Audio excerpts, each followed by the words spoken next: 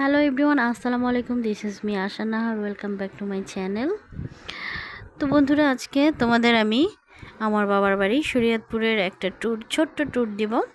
আমি এত পরিমাণে অসুস্থ যে বাসায় একা থাকতে পারছি না, তাই বাবার বাড়ির উদ্দেশ্যে রওনা দিলাম একাই, অসুস্থতা নিয়ে। আর অসুস্থ যেহেতু, একটা রুমের ভিতরে একা থাকলে আরও বেশি অসুস্থ হয়ে যাব, তাই আর কি কষ্ট করে হলেও বাবার বাড়ির দিকে যাচ্ছি।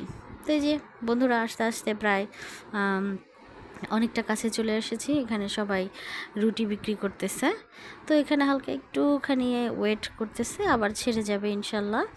তো বাসের মধ্যে একটা ঘটনা আমার সাথে ঘটলো, যে আমার কাশি দেখে এক আন্টি আমার পাশ থেকে উঠে অন্য সিটে বসছে, আর একটা কথা বলেছে, সেটা হচ্ছে যে যক্ষা হয়েছে নাকি, এরকম করে কথাটা বলল।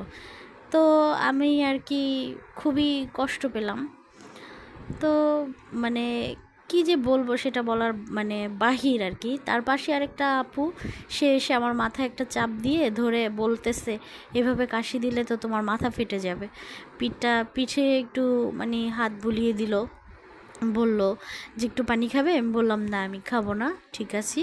তারপরে বসলো, আমার নাম জিজ্ঞেস করলো, কোথায় থাকি, কি করি জিজ্ঞেস করলো, এত অসুস্থ শরীর নিয়ে একা যাচ্ছি কেন, বাসায় কি কেউ নাই। পরে আমি বলতে বলতেই যে পদ্মা সেতুর টোল প্লাজাতে চলে আসলাম। তো আমাদের গাড়ি থেকে টোল প্লাজা দেওয়া হবে। টোল প্লাজা দেওয়ার পর আমরা আর কি পদ্মা সেতুতে উঠবো। তো গ্রামে যাওয়ার পথে আমার একটা খুব ভালো একটা প্লেস হচ্ছে এই জায়গাটা। যখন আমি আমার স্কুটি নিয়ে আসি, তখন ওই সাইডে ওই যে বাইকটা যাচ্ছে, ওদিক দিয়ে আমার যেতে হয়। তো খুব ভাল লাগে। আর আরেকটা বিশেষ কথা হচ্ছে যে আমি বাংলাদেশের মধ্যে দ্বিতীয় নারী বাইকার যে কিনা পদ্মা সেতুতে উঠেছে। আমি হচ্ছি দ্বিতীয়। ওনারা আমাকে বলেছিলেন একদিন যে আপনি দ্বিতীয় নারী বাইকার। তো আমার স্কুটি নিয়ে আমি এখান দিয়ে প্রায় 4-5 বারের উপরেও যাতায়াত করেছি। বাবার বাড়িতে এসেছিলাম শরীয়তপুরে। তো যাচ্ছি এই জায়গাটা আমার এত এত এত পরিমাণে ভালো লাগে যে বলার বাহির। সবুজ শ্যামলে ঘেরা এই সাইডটা। তো পদ্মা সেতুতে উঠলাম।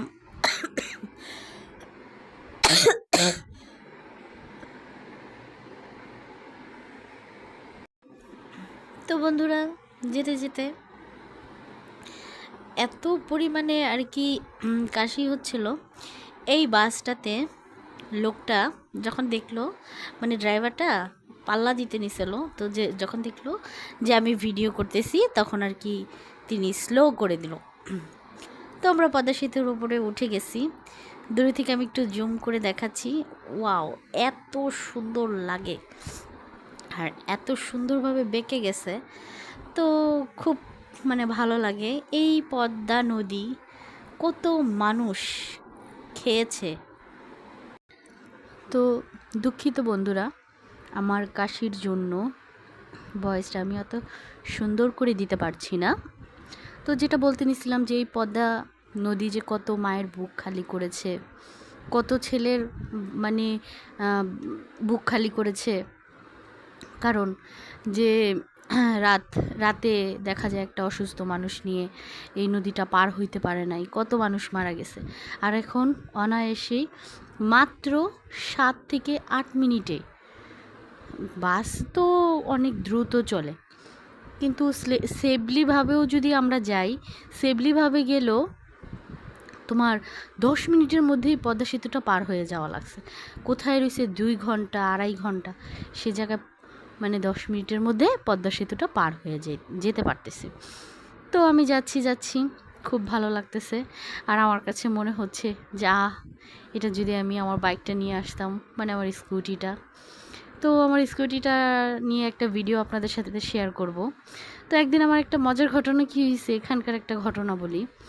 তো আমি এই যে যাচ্ছি, এখান দিয়ে যাচ্ছিলাম, তো হঠাৎ করে আমার হেলমেটটা পড়ে গেছিলো। পরে আমি থামায় আমার হেলমেট উঠাইতে গেছিলাম, সাথে সাথে একটা বাস আইসা আমার হেলমেটটা আর কি, আমার হেলমেটের কিছুই হয় নাই, একটুর জন্য বাসটা নদীতে পড়ে যায় নাই। তো লোকগুলো আমার কিছু বলে নাই। তো আমার ভুল ছিল, হেলমেটটা হয়তো আমি ঠিকমতো বাঁধতে পারি নাই, ঠিকমতো বাঁধি নাই। এই জন্য লোকটা আমাকে একটা কথা বলছে, ভাই ছেড়ে দেন, মেয়ে মানুষ। তো আমার খুব কষ্ট লাগছিলো। তারপরে থেকে না আমি অনেক সাবধানে চলাচল করি।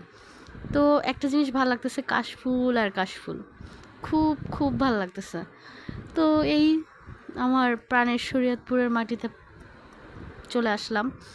এত ঘ্রাণ, এত গন্ধ, কি যে ভালো লাগে। তো বন্ধুরা, দেখতে দেখতে এই যে চলে আসলাম। এইটা হচ্ছে আমার খালার বাড়ির সাইড। আমার খালার বাড়ির এদিকে মানে আমার খালার বাড়িটা দেখা যাচ্ছে ওই চরের ভিতরে। এই যে দেখছো, ওই যে প্রথম যে বাড়িটা, এটা হচ্ছে আমার খালার বাড়ি। এখানে এই পাশ থেকে নৌকা দিয়ে তারপর ওই পাশে যেতে হয়। এই যে এই ঘাটলা দিয়ে নৌকা দিয়ে তারপরে যেতে হয়। যখন পানি কম থাকে তখন আর কি দড়ি এই পাশে বাঁধা থাকে নৌকার, ওই পাশে বাঁধা থাকে একটা নৌকার আর কি। ওই পাশ থেকে মানুষে টানতে থাকে, এই পাশ থেকে মানুষে টানতে থাকে। তো এরকম সিস্টেম। এটাকে আমরা বলি গুধারা ঘাট। গুধারা পার হয়ে তারপরে ওই পারে যেতে হয়, এই পারে আসতে হয়। তো যেতেছি তো মনে করেন বন্ধুরা, একটা স্কুল সামনে আছে অবশ্যই। এই স্কুলটাতে যে কত স্মরণীয় জিনিস, ঘটনা। আমার মায়ের খালাতো ভাইয়ের বাসায় যখন আসতাম, আমার মায়ের খালার বাসায় যখন আসতাম, তখন আমার ওই মামাদের সাথে, খালামণিদের সাথে ওনাদের স্কুলে চলে আসতাম। ওনারা তখন এই স্কুলটাতে পড়তো, এই যে এই স্কুলটাতে পড়তো। তখন এখানে টিনের স্কুল ছিল আর কি, টিনের ঘর। এখানে বসে বসে এইদিকে নদী দেখতাম, তো খুব ভাল লাগতো। এই যে এই সাইড দিয়ে কিন্তু রাস্তা গেছিলো, এই ব্রিজটা যখন বানাইতো তখন এই সাইড দিয়ে রাস্তা গেছিলো। রাস্তাটা যে কি ভয়ঙ্কর ছিল, কত অ্যাক্সিডেন্ট হয়েছে। অবশেষে আল্লাহর রহমতে ব্রিজটা হইল। তো দেখো পানির উপর কি সুন্দর, কি বলে এটাকে, কচুরি পানা হয়ে ভরে আছে। তো আমার পিছনে একটা পিচ্চি বাচ্চা খুব বিরক্ত করতেছে, খুব খুব বলার বাহির। ও বলতেছে, মা এত বড় গরু কেন, আর একটু ছোট গরু হয় না? এই দেখা যাবে না একেবারে ছোট, এই যে গ্লাসের সাইডে গ্লাসের ইসে দেখা যায়। তো এই যে স্কুল, এটা আমার খালতো বোনের স্কুল, কাজিরহাটের। তো দেখেন পানি কিন্তু অনেক পানি। তো এখানে কিছু ছোট ছোট বাচ্চারা মাঠে বসে আছে। তো গাড়িটা আসতে একটু থামলো, তো আমি দেখছি, ভিডিও করছি, ভালোই লাগতেছে। তো পিচ্চিটা তো পিছনে কথা বলতেছে। এদিকে আমার ছোট্ট ছোট্ট ভাই বোনেরা স্কুলের, ওরা আমাকে হাই দিতেছে, হ্যালো, খুব ভালো লাগতেছে। তো একটা আপু দেখে হিজাবটা একদম মুড়িয়ে ফেললো, ও আর কি ভিডিওতে আসতে চায় না। তো এখানে যেতেছি, এটা যে কাজিরহাটের শুরু আর কি। স্কুলের মেয়েরা, স্কুল হয়তো ক্লাস নেই, এর জন্য আর কি বাইরে করছে। আর এখন বাজে তো প্রায় 1টা, তো ওদের এখন টিফিন টাইম। এই যে এদিকে একটা ওয়ার্কশপের দোকান, এটা আমার খালাতো ভাইয়ের। তো যাচ্ছি, শুরু হয়ে গেল যাওয়া। তো এটা হচ্ছে কাজিরহাটের স্টান, এখানেই থামাই দিবে, এখানে থামাবে, থামায় গাড়ি করবে। তো চলে আসছি বন্ধুরা, খাবার খাচ্ছি। লতি রান্না করছে আমার বোন, আলহামদুলিল্লাহ যে লতিটা এত অসাধারণ হয়েছে, যেটা বলার বাহির। আমি এতদিন পর এতগুলো ভাত খাইলাম, মানে পেট ভরা মন ভরা ভাত খাইছি। একটা মাছ রান্না করছে, রুই মাছটা আমার মুখে লাগে আছে। যে আমি নিজে থেকে বলছি, বোন রাত্রে যেন অন্তত একটু ঝোল পাই আমি। ও বলছে, সমস্যা নেই, তুই মাছও পাবি, এটা দিয়ে খা। পাট শাক দিয়ে ডাল রান্না করছে, কিন্তু আমি খাই নাই। ওর হাজব্যান্ড আবার ডালটা একটু পাতলা পাতলা খায়, তো ও ঘন করে রান্না করছে। আর ওর হাজব্যান্ড কি করছে, ও নামাজে দাঁড়াইছে পড়ে, ওর হাজব্যান্ড পানি দিয়ে পাতলা করছে। তো খাচ্ছি ওদের সাথে কথা বলতেছি। ছোটো ভাইয়ের সাথে আমি একটু রাগ, এর জন্য আর কি ছোটো ভাইকে অনেক বকাঝকা করতেছি। তো আমি খাইতেছি। তো এখন বললাম, মাছ তো আর খেতে পারবো না, কারণ আমি ভাত যা খাওয়ার খাইছি, মাছ খেতে পারবো না, ওরে দিয়ে দে। তো খাইলাম পেট ভরে, আলহামদুলিল্লাহ, আল্লাহর উসিলায় খাইলাম। তো একটু দুষ্টামি ফাজলামি করতেছি। তো এই যে আমি আবার মাছ বাছতেছি, মাছ দিয়ে খাইতেছি। আমার খাওয়া শেষ হওয়ার কোনো নামই নাই, নামগন্ধই নেই। তো আমি বলতেছি, ওরা আমাকে বলতেছে তরকারি কেমন হয়েছে, তরকারি কেমন হয়েছে বারবার বলতেছে। তো আমি নিজে লজ্জায় পড়ে বলতেছি, খাওয়ার স্টাইল দেখা বুঝিস না, 4-5 দিন পরে খাইলাম।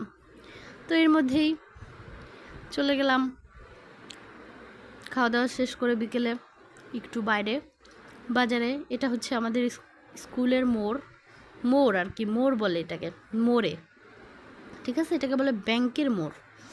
আর এটা দেখছেন এই যে সামনে, এটা একটা হাসপাতাল, কোয়ার্টার, হাসপাতালের ভিতরেই কোয়ার্টার। তো আমি হচ্ছে অটোতে করে যাচ্ছি। এই যে ডাক বাংলো, এই ডাক বাংলোর পিছনে অনেক সুন্দর একটা মসজিদ, ওই যে দেখাই যাচ্ছে মসজিদটা। এই ভিডিওটা অবশ্যই আপনারা পাবেন মসজিদের। তো চলে আসলাম, মানে প্রায় যেখানে যাওয়ার কথা সেখানেই নামলাম গাড়ি থেকে, নেমে এবার রাস্তা পার হতে যাব। এর মধ্যে আমার বোন বলতেছে গাড়ি গাড়ি গাড়ি গাড়ি। তা আমি বলতেছি গাড়ি গাড়ি, তুই গাড়ি গাড়ি করছিস কেন?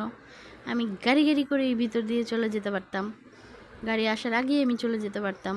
তো আর কি, ও এর মধ্যে আমার ক্যামেরা উল্টে গেছে, তো আমি খেয়ালই করি নাই। তো আমি আবার করছি কি, ওর পিছনে পিছনে যাইতেছি। আর ও বলতেছে আমার ভিডিওতে নিস না, আমার ভিডিওতে নিস না, আজকে আমাকে বস্তির রানী সুরিয়া লাগতেছে।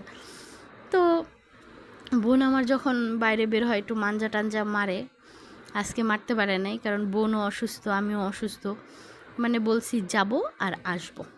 তো আমাদের এই খুব খুব খুব পুরনো, অনেক পুরনো, প্রায় 15 বছর আগের এই দোকান, 15 বছর আগের এই দোকান। এই দোকান থেকে আমরা কসমেটিক নিতাম, শ্যাম্পু, সাবান, লোশন, জুতা মুতা, যেখানে যা লাগতো নিতাম। এখন ওনার কালেকশনটা অবশ্য একটু নষ্ট হয়ে গেছে, আমাদের বেলায় অনেক সুন্দর সুন্দর কালেকশন থাকতো। এই যে আমি যে জুতাটা পরে আছি, এই জুতাটা আমি অবশ্য ভাল লাগলো আমার, নিব। আমার বোন যে জুতাটা পরছে, এই জুতাটা ঢাকা থেকে নিয়েছে। তো আমার বোনকে দেখাইতেছি, আমার বোন বলতেছে এই আমাকে ভিডিও করিস না, আমাকে অনেক বাজে লাগে বাজে লাগে। তো আমি বলতেছি দেখ কত কিউট না, এটা আমি নিব, এই বোতলটা আমি অবশ্যই নিব, এটা ওকে আমি বলতেছি। তো ভিডিও করতেছি। তো আমার আরেকটা ডিব্বা দেখলাম, দেখার পর আমার কাছে খুব ভালো লাগতেছিল যে আমি এটাও নিব। পরে দেখলাম যে আমার বোনকে এক একটা আয়না দিতেছে, দেখতেছে। তো বললাম যে এটা কেমন রে? তো আমার বোন হাসতেছে আর বলতেছে তুই আমাকে দেখাইস না, আমাকে না দেখায় তুই ভিডিও কর। তো আমি বললাম যে দেখি কি করা যায়। তো ভাই আমাদের অনেক দেরি করাই দিছে, তো দেরি করে বাসায় আসছি। আসার পর মনে হয়েছে যে ফুচকা খাই নাই, ভাইকে দিয়ে ফুচকা আনাইলাম, ভাই নিজে বানাই দিছে। এখন এই ফুচকা সবাইকে একটা একটা করে খাওয়াই দিতেছি, আর আমিও খাইতেছি। তো আমার ভিডিওটা এই পর্যন্তই, আর তোমরা সবাই আমার জন্য দোয়া করবে, আর অবশ্যই আমার চ্যানেলটাকে সাবস্ক্রাইব করে দিবে, লাইক কমেন্ট শেয়ার করে দিবে। ওকে, বাই বাই, টাটা, সবাই ভালো থেকো।